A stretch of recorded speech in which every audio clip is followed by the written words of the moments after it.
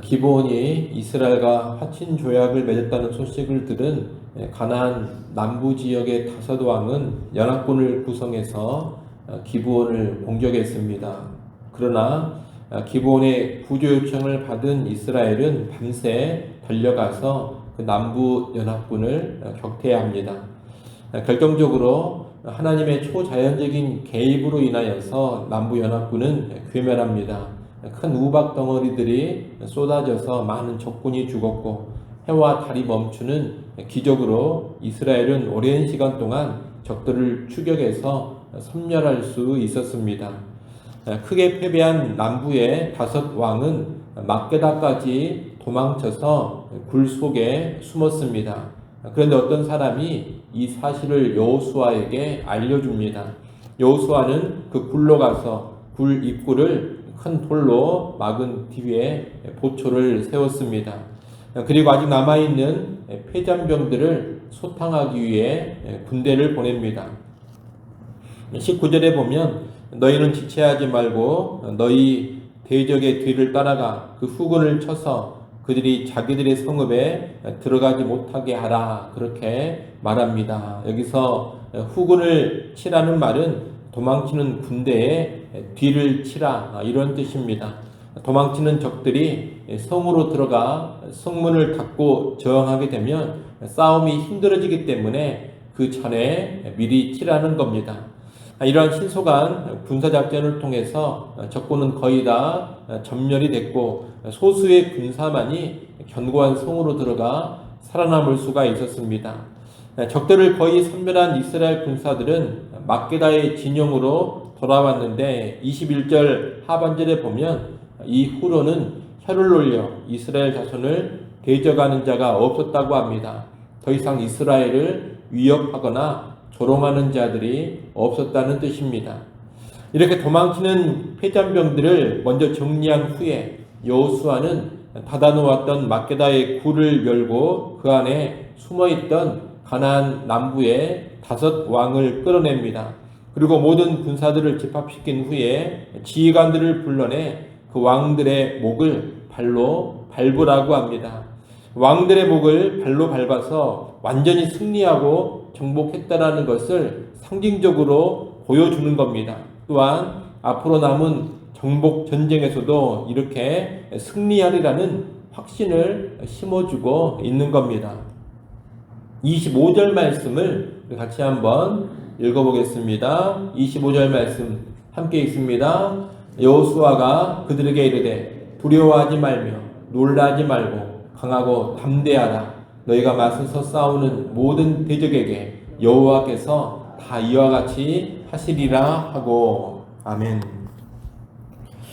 여호수아는 자신이 이스라엘의 지도자로 세워질 때 하나님께로부터 들었던 경력, 곧 강하고 담대하고 두려워하지 말고 여호와만 의지하라, 그 말을 지금 누구에게 해주고 있느냐? 이스라엘 백성들에게 해주고 있습니다. 여호와께서 승리를 주시니 강하고 담대하게 싸워 가라는 겁니다. 그 여호수아는 다섯 왕들을 죽여 나무에 매달아 둡니다. 나무에 달린 것은 저주의 상징입니다. 하나님을 대적한 다섯 왕은 각각 저주의 나무에 달린 겁니다. 여호수아는 해질 때에 왕들의 시체를 나무에서 내려 그들이 숨었던 굴 안에 던지고 큰 돌로 막아서 그들의 묘지로 삼았습니다. 이렇게 해서 가나안 남부 연합군과의 전쟁은 마무리되고 여호수아는 다섯 왕이 도망쳤던 막게다까지 함락을 시켜서 모두 진멸해 헤렘으로 하나님께 바쳤습니다. 이상이 오늘 본문의 내용인데, 이 본문에서 우리는 하나님을 대적한 연합 세력의 파멸을 보게 됩니다. 가나안 남부의 다섯 왕들은 가나안 남부에서 쟁쟁한 왕들이었습니다. 부와 권력을 누리는 그런 왕들이었지만 하나님을 대적한 그들의 최후는 비참했습니다. 그들은 이스라엘에게 쫓겨 동굴에 숨어 들어갔고 그들의 군사들은 거의 다 전멸당하고 말았습니다. 그리고 동굴에 그들은 갇혀있다 끌려나와 목을 밟히고 나무에 달리는 저주의 죽음으로 최후를 맞이했습니다. 대단한 왕들로 보였지만 하나님을 대적한 결과 이렇게 몰락하고 비참하게 끝나버린 겁니다.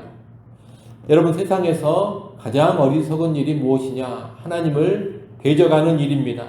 자기의 힘과 권력 또는 자기 자존심에 붙들려서 하나님께 굴복하지 않고 대적하게 되면 사람도 잃고 영광도 잃고 생명도 잃고 결국 영원한 저주에 떨어지고 마는 겁니다. 그러니 가장 어리석은 일이 하나님을 대적하는 일입니다. 그렇게 볼 때 하나님을 인정하고 이스라엘에게 항복한 가나안 족속 중 하나인 기브온은 정말로 지혜로운 길로 간 것입니다. 얼핏 보면 자존심도 없는 것 같고 또 속이면서까지 항복하는 것이 비굴해 보이기도 합니다. 하지만 하나님 앞에서는 그렇게라도 항복하는 것이 사실 지혜로운 모습이라는 겁니다. 그리고 사실 그것은 비굴한 것이 아니요 하나님 앞에서 겸손한 것입니다. 그런 지혜, 그런 겸손이 기브온 족속으로 하여금 진멸당하지 않고 파멸당하지 않고 살아남게 해준 겁니다. 오늘날도 하나님을 대적하느냐 아니면 하나님을 엎드리느냐, 하나님 앞에 엎드리느냐, 이 두 갈래 길이 사람들 앞에 있습니다. 어떤 길을 택하느냐 여기에 따라서 아주 판이한 결과가 따라옵니다. 우리는 허망한 것에 지나지 않는 부와 권력을 의지하거나 또 알량한 자존심을 내세우면서 하나님을 대적하는 그런 어리석은 길, 파멸의 길로 가지 않아야 하겠습니다.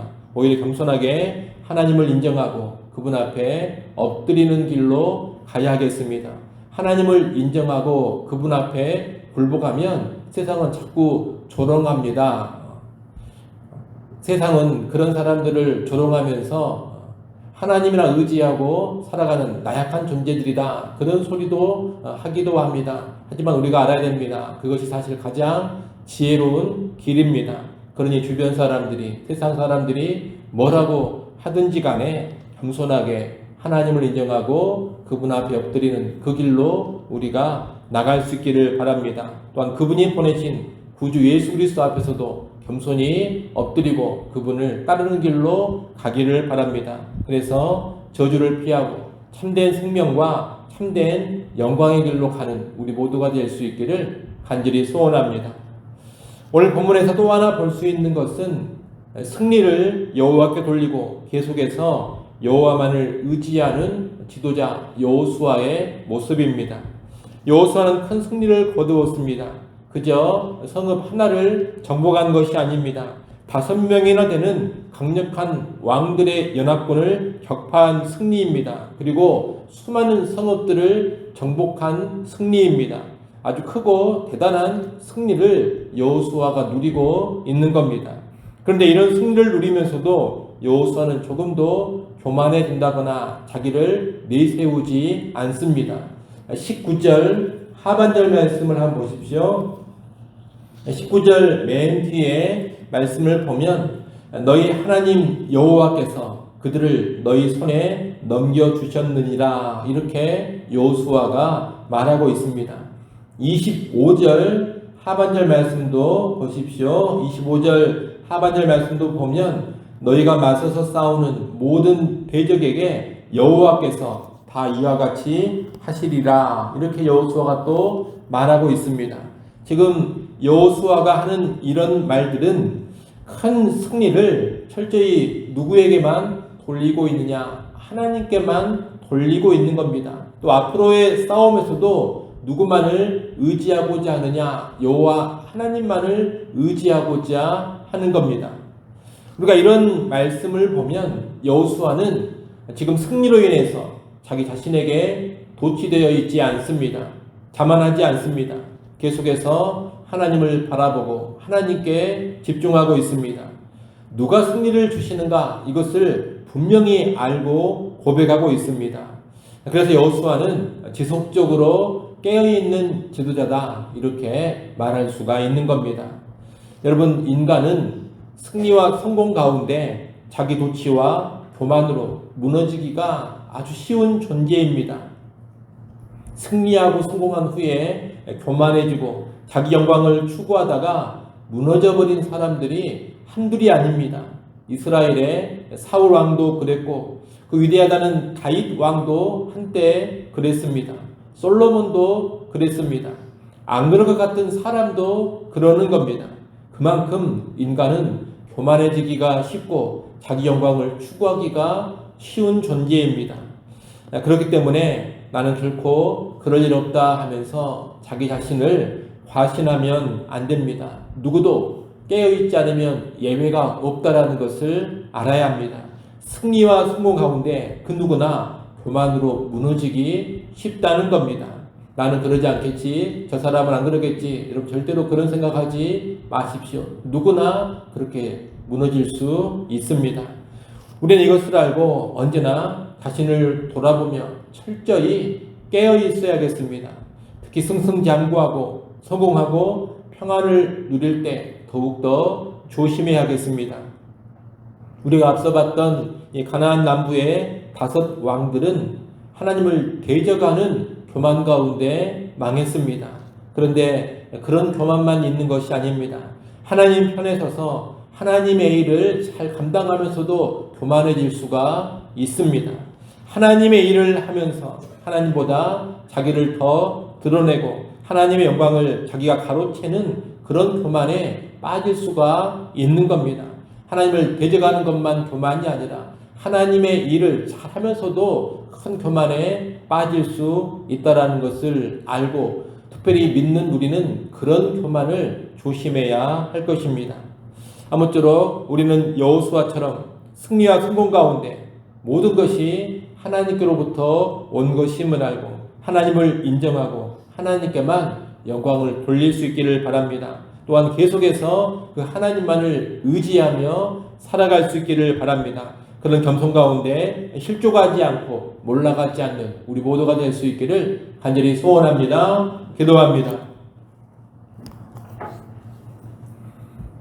하나님 아버지, 하나님을 인정하지 않고 하나님을 대적하는 어리석음에 빠지지 않게 하여 주옵소서. 하나님을 대적하는 길은 필히 파멸의 길이라는 것을 깨닫게 하셔서 하나님 대적하지 않고 언제나 하나님을 인정하고 하나님 앞에 굴복하여 엎드리는 겸손으로 살아가게 하여 주옵소서. 또한 아버지 하나님 간절히 소원합니다. 승리하고 성공하는 도중에도 교만해지지 않게 하시고 겸손함을 잘 유지케 하여 주옵소서. 오직 승리는 여호와께서 주신 것이요 그러기 때문에 이 승리로 인한 영광은 하나님께만 돌려야 한다는 사실을 마음 깊이 새기게 하시고 승리와 성공 가운데서도 교만의 죄에 빠지지 않고 겸손하게 하나님만을 바라보고 계속해서 하나님만을 의지하는 주의 백성들 다 되게 하여 주옵소서. 하나님, 또 이 시간 하나님 앞에 나와 간구합니다. 우리의 모든 짐을 여호와께 맡기게 하여 주옵소서. 우리의 모든 염려를 내려놓게 하시고 구할 것을 감사함으로만 하나님께 아뢰게 하여 주옵소서. 믿음의 기도, 감사의 기도 가운데 하나님이 도우시고 하나님 역사하시는 일들을 누려가게 하여 주옵소서. 예수님의 이름으로 기도드리옵나이다. 아멘.